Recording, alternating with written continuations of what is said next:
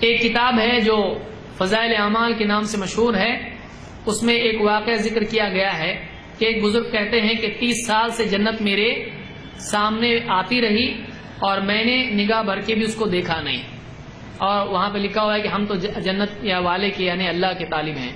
تو ممشاد البینوری، جہاں تک کہ مجھ کو یاد ہے، یہ ان کے بارے میں ذکر کیا جاتا ہے، یہ صحیح نہیں ہے، اس طرح سے کہنا صحیح نہیں ہے۔ جنت کی طلب ہونا یہ خود ایمان اور آدمی کی عقل مندی کا حصہ ہے۔ ایک آدمی کو جنت کی طلب ہو، یہ جنت کی قدر کی علامت ہے، یہ اس بات کی علامت ہے کہ جس چیز کو اللہ تعالیٰ نے اور اللہ کے رسول صلی اللہ علیہ وسلم نے قیمتی چیز قرار دیا، آدمی کے دل میں اس کی قیمت ہے۔ لیکن کوئی آدمی کہے ہم کو جنت نہیں، ہم کو جنت والا چاہیے، تو یہ زبان سے تو بہت بڑی بات ہے، لیکن دینی اعتبار سے یہ کوڑے کے برابر ہے، اس کی کوئی قیمت نہیں ہے۔ کیوں؟ اس لیے کہ اللہ کی نعمت کی ناقدری ہے۔ آپ بتائیے، اللہ کے نبی صلی اللہ علیہ وسلم کے صحابی ہیں، کتنے صحابہ ہیں جنگ میں ہیں، اور آپ صلی اللہ علیہ وسلم ترغیب دے رہے ہیں، کون یہ عمل کرے گا کہ اس کو جنت کے لیے، جنت کی ترغیب میں دے رہا ہوں، جنت اس کے لیے جنت ملے گی، اٹھو ایسی جنت کی طرف جس کی چوڑائی آسمان و زمین کے برابر ہے۔ فلاں صحابی اٹھے اور انہوں نے کہا، آپ نے کہا ہاں تو تم بھی انہی میں سے ہو۔ کھجور کھانا شروع کی، پھر اس کے بعد کھجوریں زمین پر ڈال دی، کہا کہ اگر میں یہ کھاتا رہوں تو یہ بہت لمبی زندگی ہے، اور میدان میں گھس گئے اور لڑتے رہے یہاں تک کہ قتل کر دیے گئے۔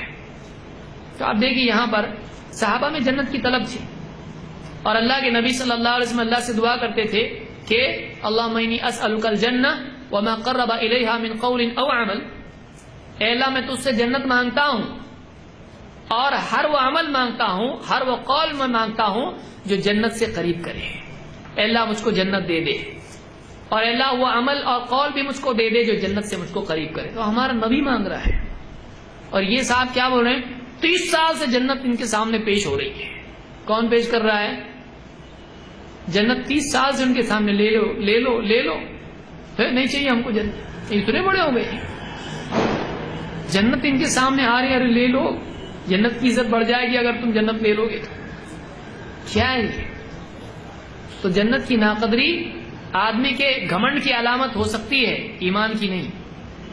یہ گھمنڈ کی علامت ہے، ہم کو جنت ہم کو نہیں چاہیے، ہم تو جائیں گے سوئے مدینہ، جس کو جانا ہو جنت میں جائے۔ یہ جنت کی تحقیر ہے، جنت کی ناقدری ہے۔ آدمی کے ایمان کی دلیل ہے کہ وہ اللہ کی دی ہوئی نعمت کی قدر کرے۔ اللہ کی سب سے بڑی نعمت کیا ہے؟ جنت ہے، جہاں اللہ کی رضا ہے، جہاں اللہ کا دیدار ہے، جہاں انبیاء کی صحبت ہے۔